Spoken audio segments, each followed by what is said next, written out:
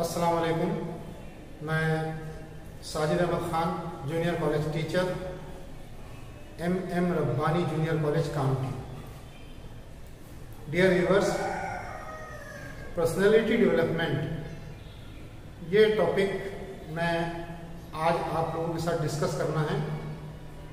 Specially मैंने सोचा कि ये टॉपिक आजकल के जो स्टूडेंट्स हैं उनको ध्यान में रखकर तैयार किया गया। तो जो भी स्टूडेंट्स इसको देखेंगे, आई होप उनको इसका बहुत ज़्यादा फायदा होगा। Let us start. शख्सियत साजी। इंसान जब इस दुनिया में पैदा होता है तो वो एक कोरे कागज की तरह होता है और धीरे धीरे जब वो शऊर की उम्र को पहुंचता है तो उसकी पर्सनालिटी में एक शेप तैयार होता है, उसकी शख्सियत एक रुख तैयार करती है। और वो इतना ही ज़रूरी है जितना कि हमको हवा, पानी, ग़िज़ा और दीगर चीज़ों की ज़रूरत है। हर ज़माने में इंसान की शख्सियत साजी का बनना उतना ही ज़रूरी है। तो हम शुरुआत करते हैं कि पर्सनालिटी डेवलपमेंट में, शख्सियत साजी में सबसे ज़्यादा हमको किस चीज़ पर तवज्जो देने की ज़रूरत है। पहला पॉइंट इसमें मैंने लिया है पर्पस ऑफ लाइफ, जिंदगी का मकसद। क्योंकि बगैर मकसद के ना हम कोई काम कर सकते हैं और ना ही हमारा कोई काम रिजल्ट ओरिएंटेड यानी नतीजा खेज हो सकता है। तो first of all we must know our purpose of life. हमें अपनी जिंदगी का मकसद पता होना चाहिए। तो जिंदगी का मकसद हमको कोई भी बता सकता है, लेकिन सबसे ज्यादा ऑथेंटिक सोर्स अल्लाह की वो किताब है। जब उसने दुनिया में इंसानों को पैदा करने के बाद उनकी हिदायत के लिए अपना फाइनल मैसेज की शक्ल में हम पर भेजा है। उसमें इंसानों की पैदाइश को रब ताला फरमाता है, औज़ु बिल्लाहि मिनश शैतानिर रजीम, बिस्मिल्लाहिर रहमानिर रहीम, वमा खलक़तुल जिन्न वल इंस इल्ला लियअबुदून। मैंने इंसानों और जिनों को सिर्फ अपनी इबादत के लिए पैदा किया। यह है अल्लाह का इंसानों को दुनिया में पैदा करने का मकसद है। अगर ये मकसद हमारे ध्यान में आ जाए और इस मकसद को लेकर इसके अतराफ अगर हम अपनी शख्सियत साजी करने की शुरुआत करें तो वो शख्सियत साजी मुकम्मल होने वाली है। अदरवाइज हम भटकते रह जाएंगे। एक तफसीर में बताया गया, जिसकी तफसीर खुद इस आयत की अरबी में ही की गई, जिसमें बताया गया कि वमा खलक़तुल जिन्न वल इंस इल्ला लियअरिफून, यानी मैंने इंसानों और जिनों को इसलिए पैदा किया ताकि वो मुझे पहचाने। या आरिफून, मुझे पहचाने। तो इंसान का इस दुनिया में आना सिर्फ इस मकसद से है कि वो तमाम माहौल को देखकर और उसके साथ जो जो भी अल्लाह ताला की इनायात हैं उन इनायात पे गौर व फिक्र करके वो उसको पहचानने के काबिल हो जाए। और जो शख्स भी इस पहचान के साथ अपनी ज़िंदगी मुकम्मल करता है वही कामयाब होता है। अगर हम अपने ज़िंदगी के इस आला मकसद को ध्यान में रखेंगे तो बाकी के तमाम हर सिमत में हमको बराह रास्त खुदा की रहबरी नसीब होती रहेगी इंशाअल्लाह। तो हम ये समझें कि किस मकसद के लिए हम पैदा किए। अब इसमें दूसरा पॉइंट जो मुझे लगा वो है इम्पोर्टेंस ऑफ एजुकेशन, तालीम की अहमियत। Without education there is no progress, without education there is no success. बगैर तालीम के कोई भी शख्स इस दुनिया में कामयाब नहीं हो सकता। आप तमाम कौमों का मुताला कीजिए, आप अपने अतराफ़ के उन अफराद का मुताला कीजिए, गौर व फिक्र कीजिए कि आपके समाज में ज़्यादा इज्जत वाले कौन हैं, तो आपको पता चलेगा कि जिसने तालीम हासिल की वही कामयाब हुआ, और जो तालीम में पीछे रह गया तो उसकी कामयाबी बज़ाहिर कामयाब होने के बावजूद एक नाकाम जिंदगी की शक्ल में ख़त्म होने वाली है।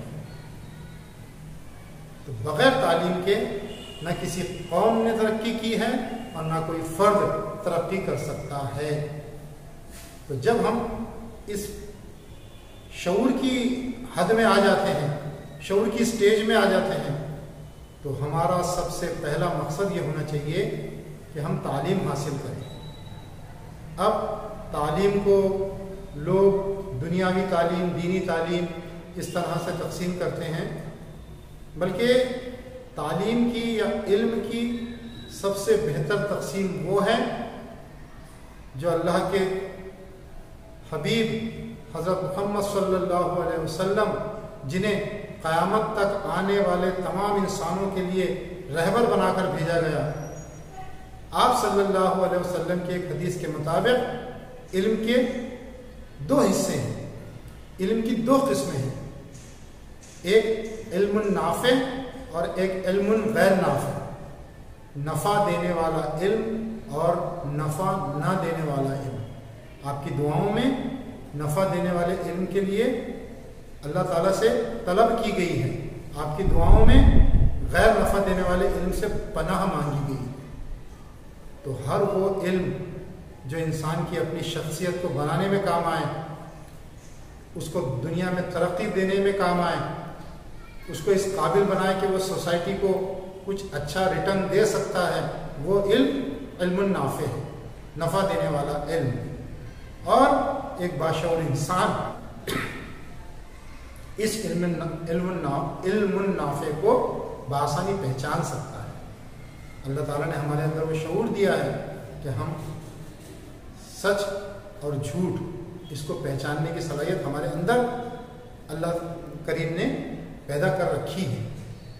लिहाजा इल्म नाफ़े, नफ़ा देने वाला इल्म अगर हम हासिल करते हैं तो वो हमारी शख्सियत साजी के लिए इंतहाई ज़रूरी है। अब हम आगे धीरे धीरे इन बातों को और समझने की कोशिश करते हैं।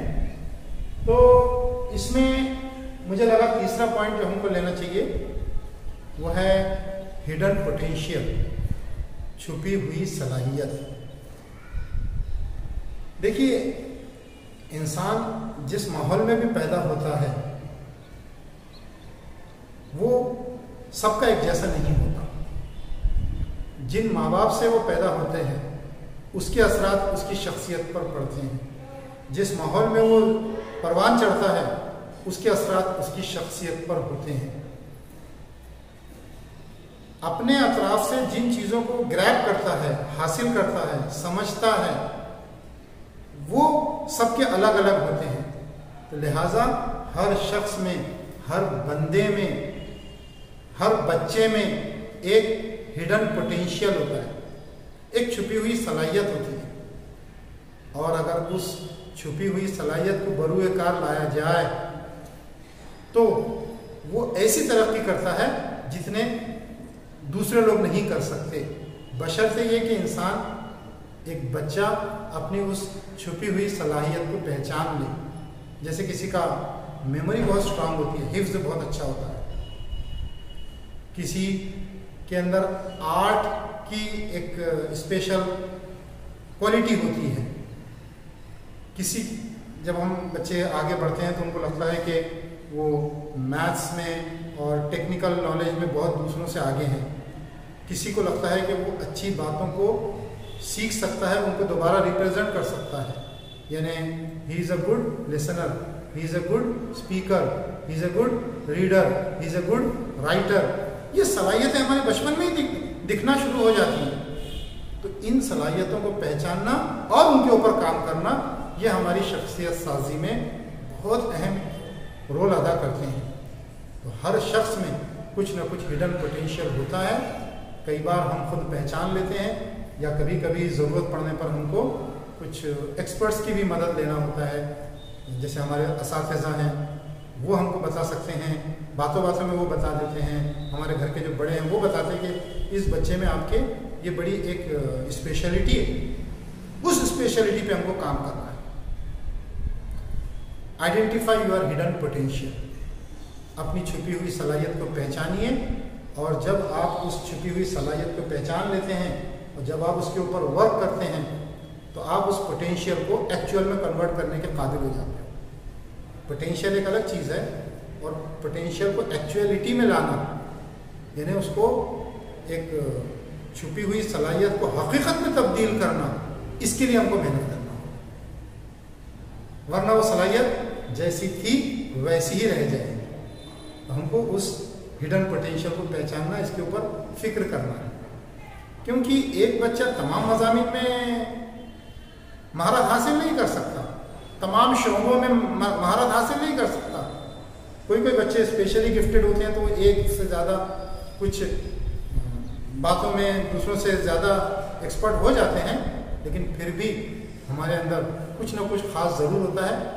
अपने उस ख़ास को पहचानिए, अपने उस ख़ास को पहचानिए और उसके ऊपर काम कीजिए, आप ज़रूर तरक्की करेंगे।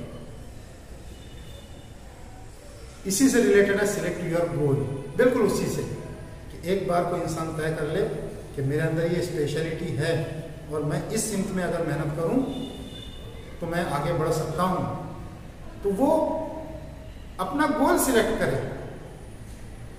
आप इमेजिन करिए कोई शख्स आपको बाजार चलता हुआ मिलता है और आप उससे पूछते हैं भाई कहाँ जा रहे हैं, वो कहता है मुझे पता नहीं,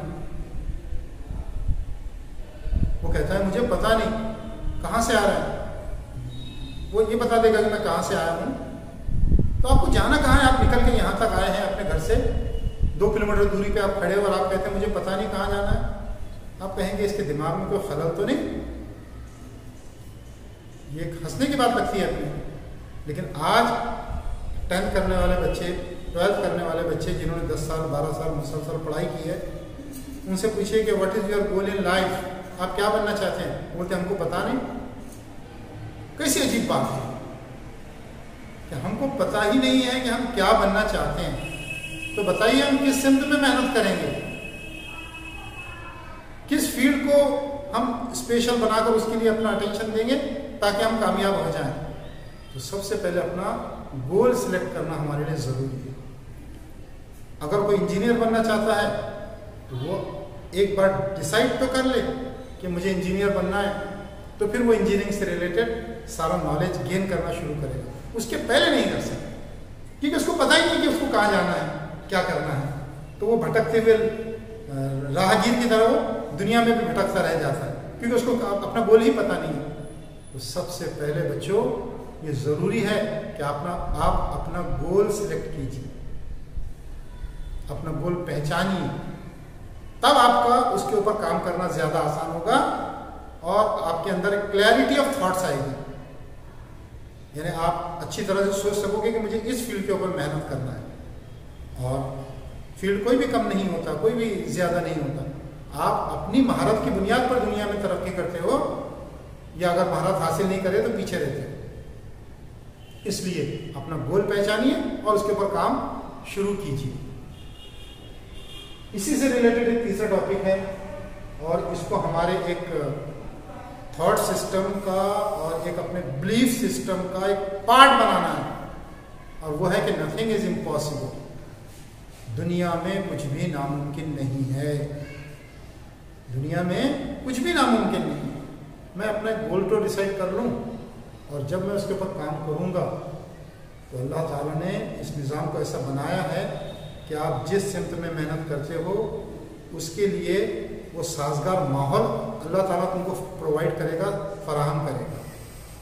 ये उसका कुदरती निज़ाम है, इस निज़ाम से कोई इनकार नहीं कर सकता। अगर किसी ने सोच लिया कि मुझे कॉम्पिटिटिव एग्ज़ाम्स की तैयारी करना है, तो आप कॉम्पिटिटिव एग्ज़ाम्स की तैयारी करने में आपका एक गोल तो डिसाइड हो गया। जब आप उस मकसद को लेकर उठेंगे तो आपको हर तरफ से उसकी रास्ते जो है खुलते चले जाएंगे। आपको पता चलेगा कि मुझे कॉम्पिटिटिव एग्ज़ाम में कहाँ से मैटर कलेक्ट करना है, कहाँ से शुरुआत करना है, कौन से फील्ड को चूज़ करना है, वगैरह वगैरह। Nothing is impossible. दुनिया में कुछ भी नामुमकिन नहीं है, बशर्ते ये कि हम उसके लिए तैयार हो जाएं, अपनी पर्सनैलिटी को तैयार करें कि मुझे इस मकसद के ऊपर काम करना है, तो कोई आपको कामयाब होने से रोक नहीं सकता। आजकल का जो हम बहुत सारे बच्चों को देखते हैं, पूरी एक भीड़ को देखते हैं, तो पता ये चलता है कि लोगों के गोल डिसाइडेड नहीं है, इसलिए भटकते फिर रहे हैं और किसी एक मकसद पर नहीं जमा हो सकते, और इसीलिए कामयाबी की जो रेशो है वो बहुत कम है।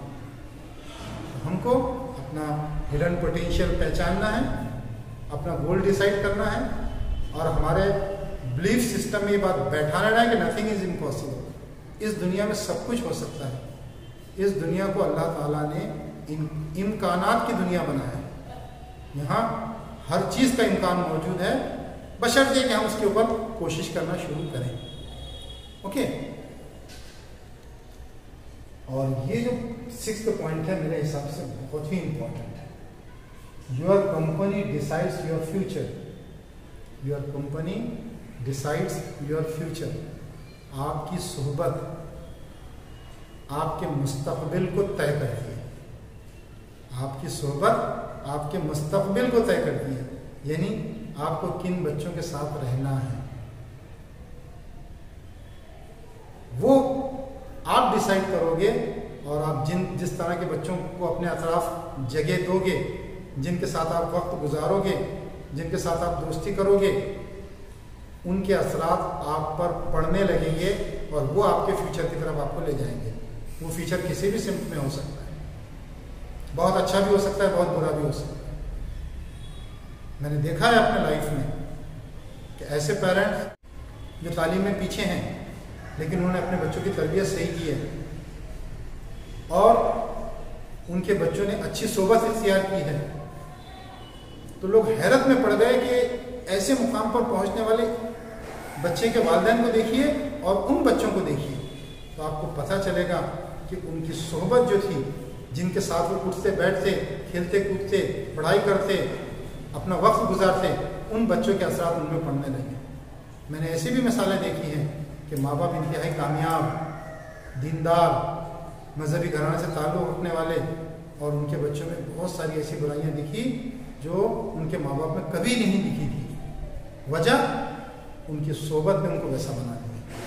तो प्यारे बच्चों, आपको सबसे ज़्यादा जिस चीज़ पे फोकस करना है वो आपकी कंपनी के ऊपर, सोहबत, यानी आप कैसे बच्चों की सोहबत इख्तियार करें। जाहिर सी बात ये कब हो सकता है, जब आपका गोल डिसाइडेड हो, आपको पता है कि आपको क्या करना है, तो आप उस तरह की कंपनी हासिल करोगे। जैसे कोई हाफिज बनना चाहता है तो वो उलमा के साथ रहेगा, हुफ़ाज़ के साथ रहेगा, और धीरे धीरे वो उसको गाइड करते जाएंगे, वो आगे बढ़ जाएगा।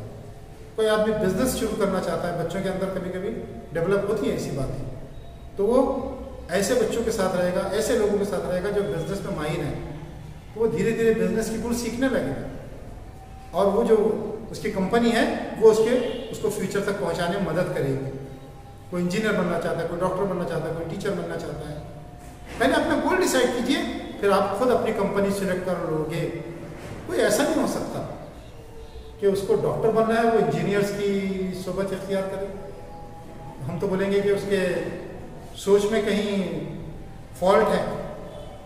नो, जब आप कुछ बनना चाहते हो, डिसाइड कर लियो, तो आप खुद अपनी कंपनी डिसाइड करोगे, और एक बार आपने अपनी कंपनी को सही चूज कर लिया तो वो भी आपके लिए, आपके फ्यूचर को बनाने में, आपकी पर्सनालिटी को बनाने में मुआविन होंगे, मददगार होंगे। Your company decides your future, ध्यान रखिए इस बात।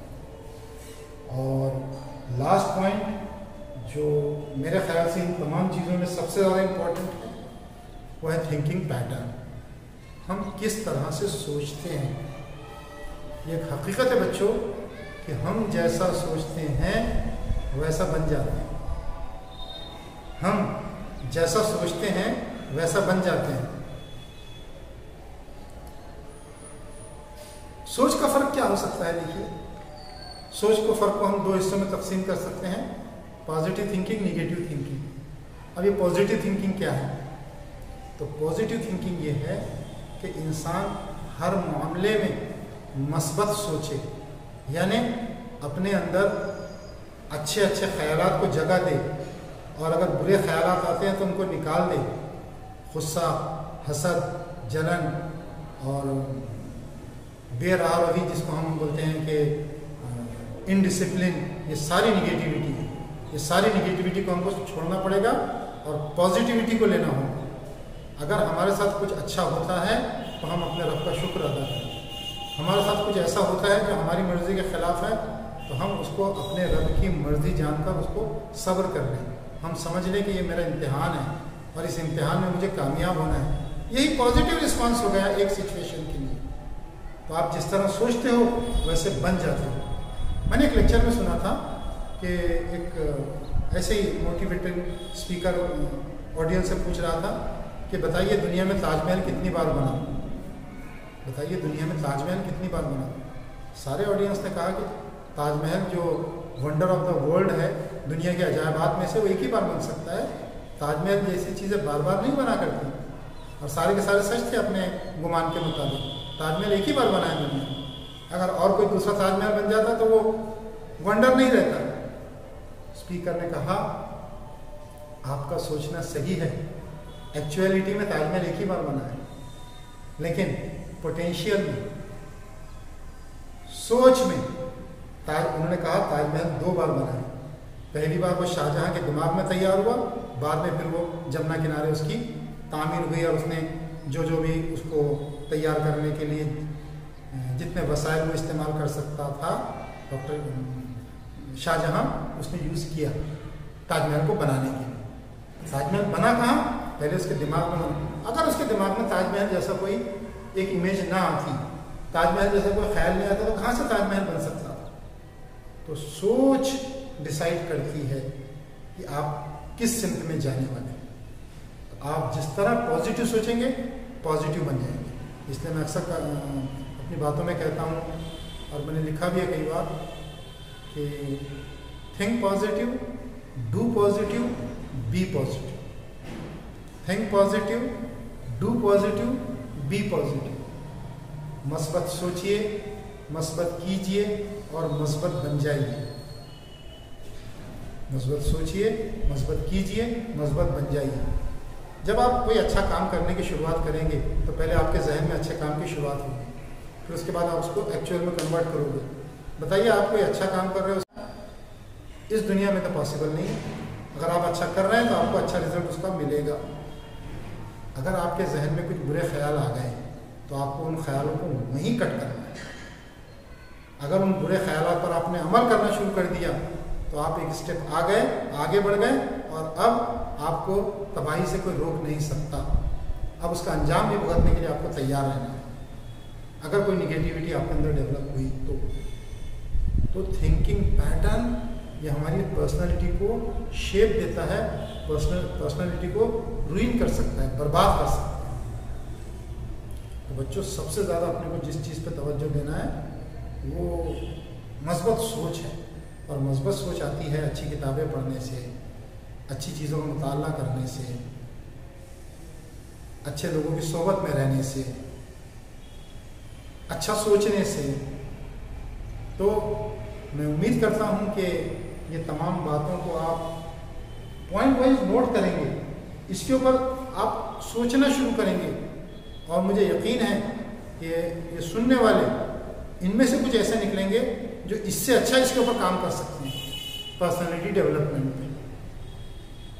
मैंने अपने नॉलेज के मुताबिक अपने तरीके से आपको ये कुछ गाइड करने की कोशिश की है, लेकिन मुझे उम्मीद है कि इसको सुनने वाले इसको और बेहतर तरीके से आगे ले जाएंगे। मैं दुआ करता हूँ कि अल्लाह ताला हमको अपने आला मकसद को पहचानने की तौफीक नसीब फरमाए, हमको अपनी ज़िंदगी को सीधे रास्ते पर लगाने की तौफीक नसीब फरमाए, हमको शैतान के वसवसों से बचने की तौफीक नसीब फरमाए, हमको हर वसवसा डालने वाले के वसवसे से बचने की तौफीक नसीब फरमाए, हमारे मकसद में हमको मेहनत करने की तौफीक नसीब फरमाए और हमको कामयाबी अता फरमाए। आमीन। वमा तौफीक़ इल्ला बिल्लाह। अस्सलामु अलैकुम व रहमतुल्लाहि व बरकातुहू।